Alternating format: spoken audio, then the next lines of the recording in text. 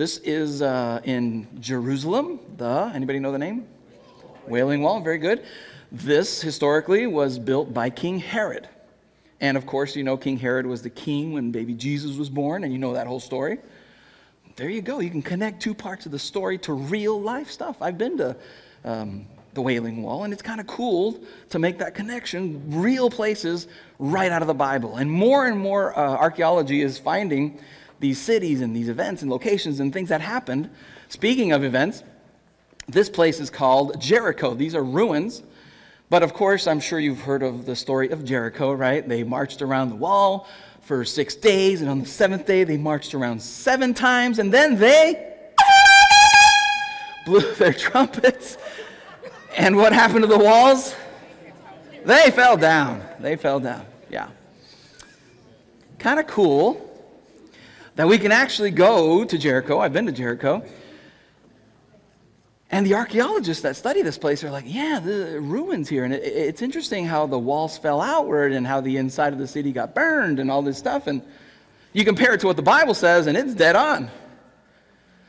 So it's cool that we can see events that the Bible describes reflected in archaeology as well. We also see in the Bible people that are mentioned. And if I'm not mistaken, the oldest one that I know of is Abraham, mentioned in historical documents outside of the Bible as being a real, authentic, historical person. Again, it's not just the Bible talking about these things. This is how we find out the truth. We compare with other historical documents, source documents, and we're able to understand what is the truth and what happened in the past. Of course, there's artifacts. Those are little coins and little statues and little objects, and we find all sorts of stuff that ties it back to the Bible again. Kings and locations and cities and kingdoms, all confirmed right there with the Bible. I think that's super powerful evidence. And of course, there's prophecies that have been fulfilled. And if you're not sure what a prophecy is where the Bible says, hey, this is going to happen in the future. And it happens just like it says. I mean, think about it. Just Jesus' birth was prophesied in detail 700 years before it happened. In detail, not like, hey, something amazing is going to happen in 700 years. No. It's going to be this, and it's going to be like this, and in this location, and this way, and in this kind of a setting, and boom. Bible's accurate, and lots of these prophecies have already been fulfilled.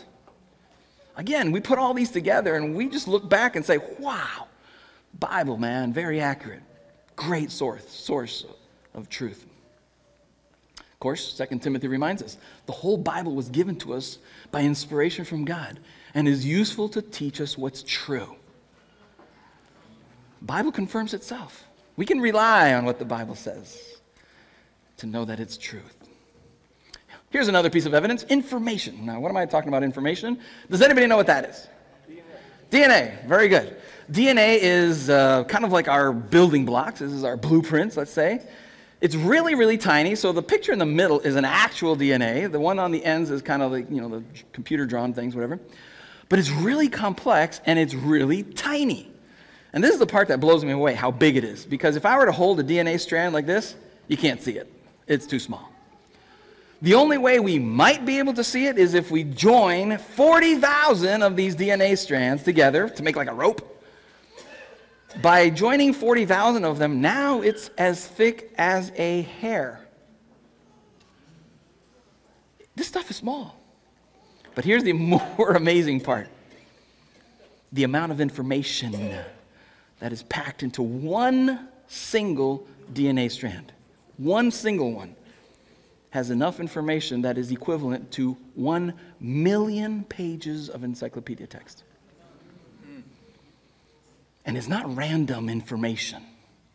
It is extremely complex and very well ordered. It is like a language. Not just random, whatever. I mean, nobody looks into an encyclopedia and says it evolved, right? Somebody had to write it. Somebody had to organize it. Somebody had to spell check it. Somebody had to put it in order. Somebody had to put the pictures in there. Somebody had to gather the knowledge that's in the encyclopedia set. A lot went into putting these encyclopedias together. And just think, 1 million pages of this knowledge is packed into one DNA strand. And I already talked about how tiny it is. Imagine how much is in our bodies and in all living things. Because these things aren't just random. They are all incredibly complex and designed. Any living thing. This is powerful evidence. Just our DNA, and we're walking around with tons of it. If you think about it, it's kind of like walking to a junkyard. And, you're just checking all those piles of metal and junk and rubber and tires and wires. And suddenly, in the distance, there's a tornado. A big, giant F4. And it's coming straight at the junkyard. Of course, we hide in the bunker right there at the junkyard. And the tornado passes right on top of the junkyard. And you can hear it up there crashing and shredding and making a huge mess. Finally, you hear it kind of go off into the distance. And we're like, whew, is it safe to come up? And sure enough, we do go up. And what we see sitting there is amazing. A 747 jumbo jet, brand new. Newest software with a complete pilot and crew and everybody ready to go. And it all happened because that tornado just came through and shredded everything perfectly into place. How many of you guys would believe that? That's exactly what they're teaching our kids in school. Except more so. Because let me ask you guys this. What do you think is more complex? A 747 or a human body? A lot more complex. Billions of times more complex. Yet we're expected to believe that these incredibly complex machines just happen to throw themselves together randomly. That's why this stuff is scary. Because they teach it and people eat it up.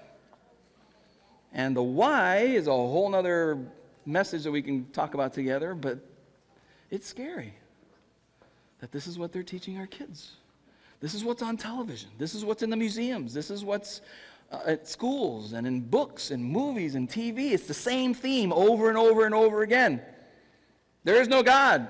Everything just happened by itself. It's amazing. The Bible says, of course, I praise you because I am fearfully and wonderfully made. The Bible knows this, of course, and it claims it.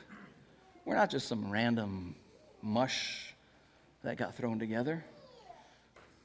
We were designed and lovingly created. Every little hair on your head, God knows about it. Oh, it's time for game show. I like game shows. I grew up watching them all the time, but I thought this is let's see what I have in my bag here. Ooh, I have a fossil. Let me give you a bigger one here. Let's see. That's a nice one.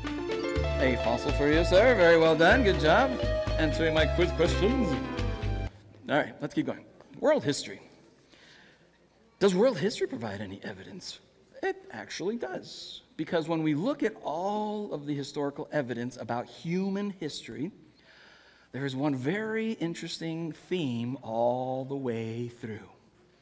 Now again, we look at all the different kinds of world history there are, because there's, those carvings on the stones, and there's those ancient drawings, and the oldest architecture, and archaeology, sciences, and the writings, and, anthropology, and all.